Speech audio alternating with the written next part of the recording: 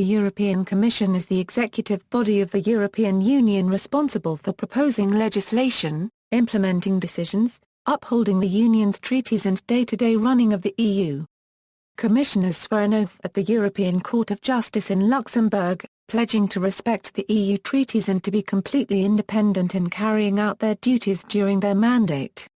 The Commission operates as a cabinet government, with 28 members of the Commission.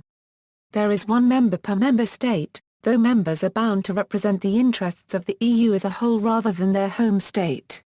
One of the 28 is the Commission President proposed by the European Council and elected by the European Parliament. The Council then appoints the other 27 members of the Commission in agreement with the nominated President, and then the 28 members as a single body are subject to a vote of approval by the European Parliament. The first Barroso Commission took office in late 2004 and its successor, under the same President, took office in 2010. The term Commission is used either in the narrow sense of the 28-member College of Commissioners or to also include the administrative body of about 23,000 European civil servants who are split into departments called Directorates General and Services. The usual procedural languages of the Commission are English, French and German. The members of the Commission and their cabinets are based in the Berlaymont building of Brussels. History. The European Commission derives from one of the 5 key institutions created in the supranational European Community system, following the proposal of Robert Schuman, French Foreign Minister, on May 9, 1950. Originating in 1951 as the High Authority in the European Coal and Steel Community, the Commission has undergone numerous changes in power and composition under various presidents, involving 3 communities. Establishment. The first Commission originated in 1951 as the 9-member High Authority under President Jean Monnet. The High Authority was the supranational administrative executive of the new European Coal and Steel Community. It took office first on August 10, 1952 in Luxembourg.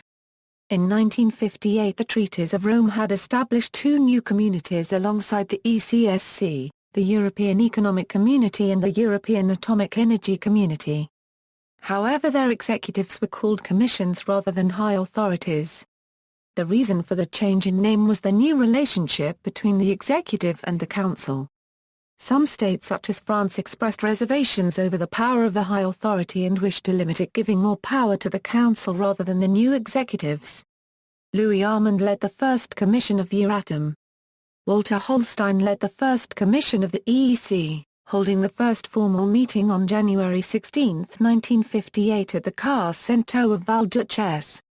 It achieved agreement on a contentious cereal price accord as well as making a positive impression upon third countries when it made its international debut at the Kennedy Round of General Agreement on Tariffs and Trade Negotiations. Holstein notably began the consolidation of European law and started to have a notable impact on national legislation. Little heed was taken of his administration at first but, with help from the European Court of Justice, his commission stamped its authority solidly enough to allow future commissions to be taken more seriously. However, in 1965 accumulating differences between the French government of Charles de Gaulle and the other member states triggered the empty chair crisis, ostensibly over proposals for the common agricultural policy. Although the institutional crisis was solved the following year, it cost Etienne Hirsch his presidency of Euratom and later Walter Holstein the EEC presidency, despite otherwise being viewed as the most dynamic leader until Jacques Dealers. Early development. The 3 bodies, collectively named the European Executives, coexisted until July 1, 1967 when, under the merger treaty, they were combined into a single administration under President Jean Rey. Due to the merger, the Rey commissions saw a temporary increase to 14 members, although subsequent commissions were reduced back down to 9, following the formula of 1 member for small states and 2 for larger states. The Rey Commission completed the Communities Customs Union in 1968 and campaigned for a more powerful, elected, European Parliament. Despite Rey being the first president of the combined communities, Holstein is seen as the first president of the modern Commission. The Malfatti and Mansholt commissions followed with work on monetary cooperation and the first enlargement to the north in 1973. With that enlargement, the Commission's membership increased to 13 under the Untitled Commission, which dealt with the enlarged community during economic and international instability at that time. The external representation of the community took a step forward when President Roy Jenkins, recruited to the presidency in January 1977 from his role as Home Secretary of the United Kingdom's Labour government, became the first president to attend a G8 summit on behalf of the community. Following the Jenkins Commission, Gaston Thorn's commission oversaw the community's enlargement to the south, in addition to beginning work on the Single European Act. Jacques Dealers. One of the most notable commissions was that headed by Jacques Dealers, with later presidents failing to achieve the same degree of personal recognition. Dealers was seen as giving the community a sense of direction and dynamism. Dealers and his team are also considered as the founding fathers of the euro. The International Herald Tribune noted the work of Dealers at the end of his second term in 1992. Mr. Dealers rescued the European community from the doldrums. He arrived when Euro pessimism was at its worst. Although he was a little-known former French finance minister, he breathed life and hope into the EC and into the dispirited Brussels Commission. In his first term, from 1985 to 1988, he rallied Europe to the call of the single market, and when appointed to a second term he began urging Europeans toward the far more ambitious goals of economic, monetary and political union. Jacques Santer. The successor to Dealers was Jacques Santer. The entire Santer Commission was forced to resign in 1999 by the Parliament as a result of fraud and corruption scandal, with a central role played by Pernille Cresson. These frauds were revealed by an internal auditor Paul van Buitenen. That was the first time a commission had been forced to resign en masse and represented a shift of power towards the Parliament. However, the Santer Commission did carry out work on the Amsterdam Treaty and the euro. In response to the scandal, the European Anti-Fraud Office was created. Romano Prodi.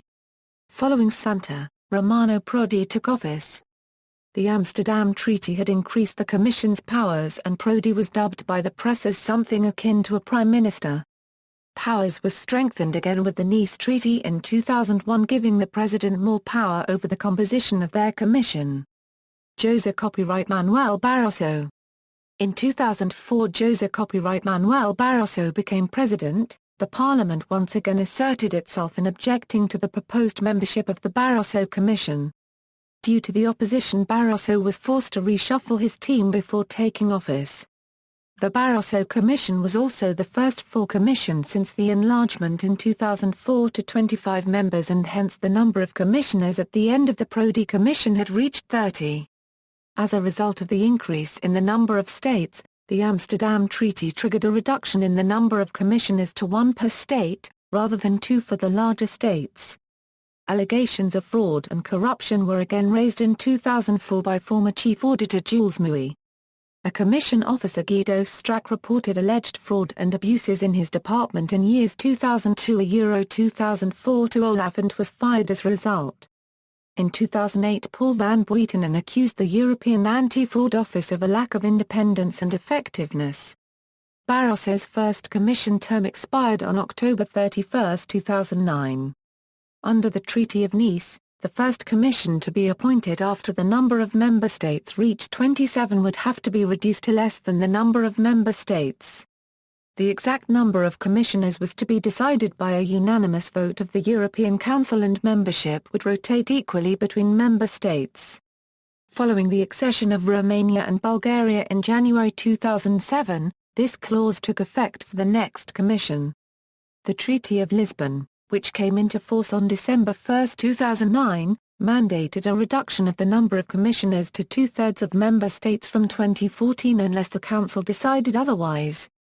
Membership would rotate equally and no member state would have more than one commissioner.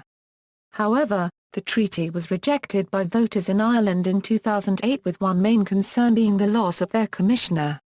Hence, a guarantee given for a rerun of the vote was that the Council would use its power to amend the number of commissioners upwards.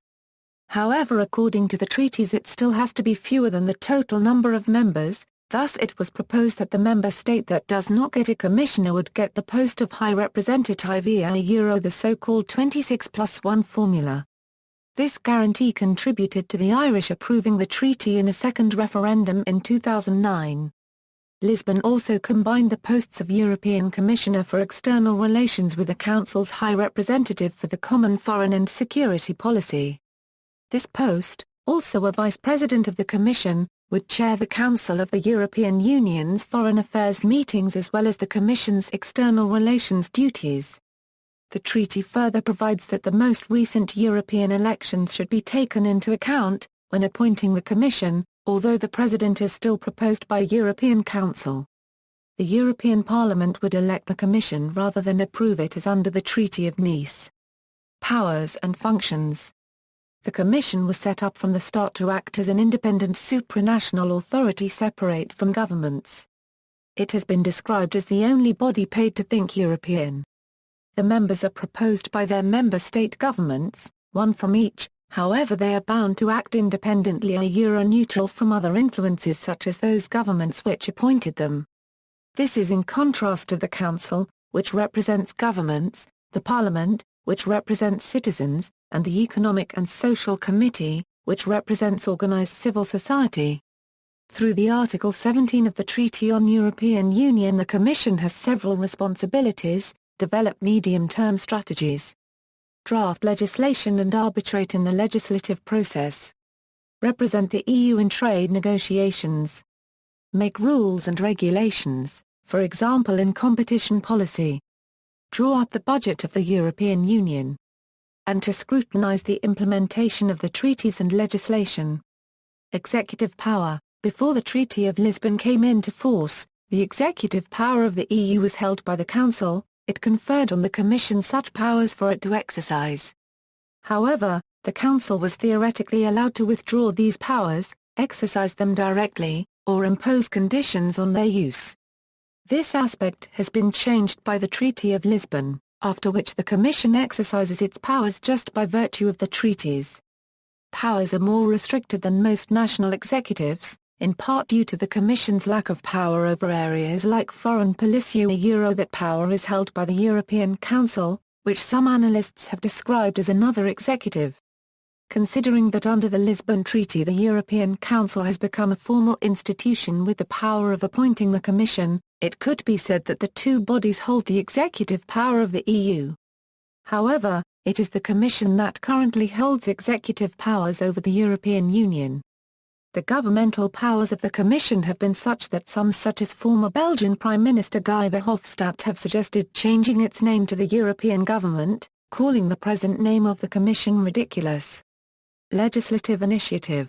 The Commission differs from the other institutions in that it alone has legislative initiative in the EU.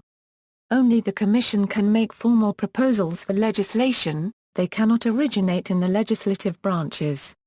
Under the Treaty of Lisbon, no legislative act is allowed in the field of the common foreign and security policy. In the other fields Council and Parliament are able to request legislation. In most cases the Commission initiates the basis of these proposals. This monopoly is designed to ensure coordinated and coherent drafting of EU law. This monopoly has been challenged by some who claim the Parliament should also have the right, with most national parliaments holding the right in some respects. However, the Council and Parliament may request the Commission to draft legislation, though the Commission does have the power to refuse to do so as it did in 2008 over transnational collective conventions.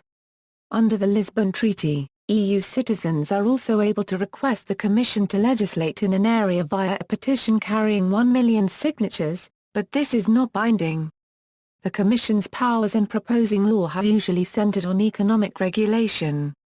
It has put forward a large number of regulations based on a precautionary principle.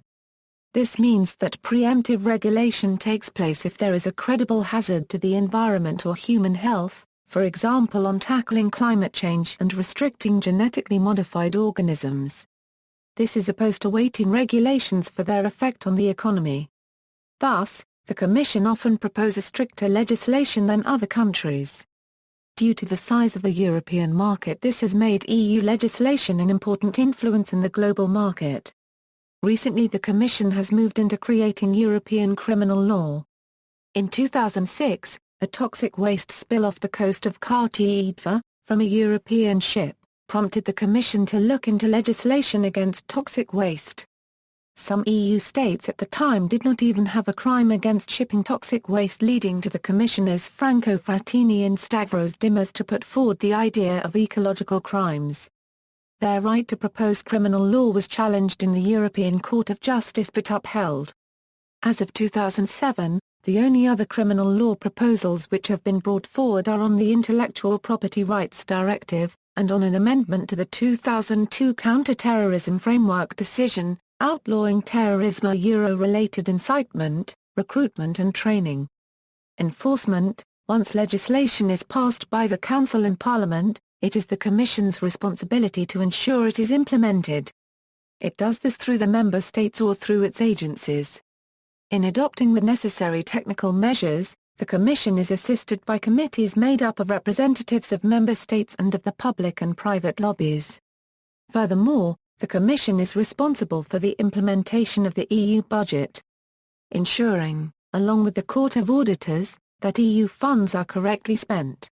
In particular, the Commission has a duty to ensure the treaties and law are upheld, potentially by taking Member States or other institutions to the Court of Justice in a dispute. In this role it is known informally as the guardian of the treaties. Finally, the Commission provides some external representation for the Union, alongside the Member States and the Common Foreign and Security Policy, representing the Union in bodies such as the World Trade Organization. It is also usual for the President to attend meetings of the G8. College. The Commission is composed of a College of Commissioners of 28 members, including the President and Vice Presidents. Even though each member is appointed by a national government, one per state, they do not represent their state in the Commission, deal with technical preparation. Appointment. The President of the Commission is first proposed by European Council taking into account the latest parliamentary elections. That candidate can then be elected by the European Parliament or not. If not, the European Council shall propose another candidate within 1 month. The candidate has often been a leading national politician, but this is not a requirement. In 2009, the Lisbon Treaty was not in force and Barroso was not elected by the Parliament, but rather nominated by the European Council. In any case, the centre-right parties of the EU pressured for a candidate from their own ranks. In the end, a centre-right candidate was chosen, José Manuel Barroso of the European People's Party. There are further criteria influencing the choice of the candidate, including which area of Europe the candidate comes from, favoured as Southern Europe in 2004. The candidate's political influence, credible yet not overpowering members. Language, proficiency in French considered necessary by France. And degree of integration, their state being a member of both the Eurozone and the Schengen Agreement. In 2004, this system produced a number of candidates and was thus criticised by some MEPs. Following the drawn-out selection, the ALDE group leader Graham Watson described the procedure as a Justice Lipsius carpet market producing only the lowest common denominator. While Green EFA co-leader Daniel Cohn-Bendit asked Barroso after his first speech, if you were the best candidate, why were you not the first? Following the election of the President, and the appointment of the High Representative by the European Council, each commissioner is nominated by their member state in consultation with the Commission President, although he holds little practical power to force a change in candidate. However, the more capable the candidate is, the more likely the Commission President will assign them a powerful portfolio, the distribution of which is entirely at his discretion. The President's team is then subject to hearings at the European Parliament which will question them and then vote on their suitability as a whole. If members of the team are found to be too inappropriate, the President must then reshuffle the team or request a new candidate from the member state or risk the whole Commission being voted down. As Parliament cannot vote against individual commissioners, there is usually a compromise whereby the worst candidates are removed but minor objections are put aside so the Commission can take office. Once the team is approved by Parliament, it is formally put into office by the European Council. Following their appointment, the President appoints a number of Vice Presidents from among the Commissioners. For the most part, the position grants little extra power to Vice Presidents, except the first vice president who stands in for the president when he is away. Since 2009 the first vice president has gained further power by also being the High Representative. Dismissal. The European Parliament can dissolve the Commission as a whole following a vote of no confidence, but only the President can request the resignation of an individual commissioner. Political styles. The present Commission, the Barroso Commission, took office in late 2004 after being delayed by objections from the Parliament, which forced a reshuffle. In 2007 the Commission increased from 25 to 27 members with the accession of Romania and Bulgaria, who each appointed their own commissioners. With the increasing size of the Commission, Barroso has adopted a more presidential style of control over the College, which has earned him some criticism. However, despite Barroso being a more presidential and high-profile figure than his predecessors, the Commission has begun to lose ground to the larger member states as countries such as France, the UK and Germany seek to sideline its role. This might increase with the creation of the President of the European Council under the Treaty of Lisbon. There has also been a greater degree of politicization within the Commission. Organization. The Commission is primarily based in Brussels, with the President's office in the Commission's meeting room on the 13th floor of the Berlaymont building. The Commission also operates out of numerous other buildings in Brussels and Luxembourg. When the Parliament is meeting in Strasbourg, the Commissioners also meet there in the Winston Churchill building to attend the Parliament's debates. The Commission is divided into departments known as Directorates General that can be likened to departments or ministries. Each covers a specific policy area such as agriculture or justice and citizens' rights, or internal services such as human resources and translation, and is headed by Director General who is responsible to a Commissioner. A Commissioner's portfolio can be supported by numerous DGs. They prepare proposals for them, and if approved by a majority of Commissioners it goes forward to Parliament and Council for consideration. There has been criticism from a number of people that the highly fragmented DG structure wastes a considerable amount of time and turf wars as the different departments and Commissioners compete with each other. Furthermore, the DGs can exercise considerable control over a Commissioner, with a Commissioner having little time to learn to assert control over their staff. According to figures published by the Commission, 23,803 persons were employed by the Commission as officials and temporary agents in September 2012. In addition to these, 9,230 external staff were employed. The single largest DG is the Directorate General for Translation, with a 2,309-strong staff, while the largest group by nationality is Belgian, probably due to a majority of staff being based in the country. The Commission's civil service is headed by a Secretary-General, currently Catherine Day. Press. Communication with the press is handled by the Directorate General Communication. The Commission's chief spokesperson is Pia Arenkilde Hansen, who takes the midday press briefings, commonly known as the midday presser. It takes place every weekday in the Commission's press room at the Berlaymont, where journalists may ask questions of Commission officials on any topic and legitimately expect to get an on-the-record answer for live TV. Such a situation is unique in the world. It has been noted by one researcher that the press releases issued by the Commission are uniquely political. A release often goes through several stages of drafting, which emphasizes the role of the Commission and is used for justifying the EU and the Commission increasing their length and complexity. Where there are multiple departments involved, a press release can also be a source of competition between areas of the Commission and Commissioners themselves. This also leads to an unusually high number of press releases, 1907 for 2006, and is seen as a unique product of the EU's political setup. The number of Commission press releases shows a decreasing trend. 1768 press releases were published in 2010 and 1589 in 2011. There is a larger press corps in Brussels than Washington, D.C.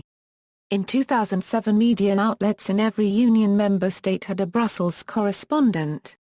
However, since the global downturn by 2010, the press corps in Brussels shrunk by a third. There is one journalist covering EU news for Latvia and none for Lithuania. Although there has been a worldwide cut in journalists, the considerable press releases and operations such as Europe by Satellite and Europol leads many news organizations to believe they can cover the EU from these source and news agencies. In the face of high-level criticism, the Commission is also due to shut down Press Europe on December 20, 2013. Legitimacy. Some argue that the method of appointment for the Commission increases the democratic deficit in the European Union. While the Commission is the executive branch, the candidates are chosen individually by the 28 national governments, which means it is not possible for a Commission member or its president to be removed directly by the ballot box. Rather, the legitimacy of the Commission is mainly drawn from the vote of approval that is required from the European Parliament, along with Parliament's power to dismiss the body, which, in turn, raises the concern of the relatively low turnout in elections for the European Parliament since 1999. While that figure may be higher than that of some national elections, including the off-year elections of the United States Congress, the fact that there are no elections for the position of Commission President calls the position's legitimacy into question in the eyes of some. The fact that the Commission can directly decide on the shape and character of implementing legislation further raises concerns about democratic legitimacy. Another problem is the lack of a coherent electorate. Even though democratic structures and methods are developing, there is not such a mirror in creating a European civil society. The Treaty of Lisbon may go some way to resolving the deficit in creating greater democratic controls on the Commission, including enshrining the procedure of linking elections to the selection of the Commission President. An alternative viewpoint is that electoral pressures undermine the Commission's role as an independent regulator, considering it akin with institutions such as independent central banks which deal with technical areas of policy. In addition, some defenders of the Commission point out that legislation must be approved by the Council in all areas and the European Parliament in some areas before it can be adopted, thus the amount of legislation which is adopted in any one country without the approval of its government is limited. In 2009, the European Ombudsman published statistics of citizens' complaints against EU institutions, with most of them filed against the Commission and concerning lack of transparency. In 2010, the Commission was sued for blocking access to documents on EU biofuel policy. This happened after media accused the Commission of blocking scientific evidence against biofuel subsidies. Lack of transparency, unclear lobbyist relations, conflicts of interests and excessive spending of the Commission was highlighted in a number of reports by internal and independent auditing organizations. It has also been criticized on IT-related issues, particularly with regard to Microsoft. See also, European Free Trade Association Surveillance Authority, List of European Commissioners by nationality. Footnotes. External links. European Commission Welcome Pagina Euro retrieved October 10, 2012. Barroso Commission, Representation in the Member States, Photo Archive of Past Commissions. Documents of the European Commission are consultable at the Historical Archives of the EU in Florence. European Commissions on CVCE website. A Euro multimedia website with historical information on the European integration studies. No such material is found on the page. This page contains a legal notice and warning about copyrighted material. Last access April 18, 2013. Statue of Europe. Retrieved October 10, 2012.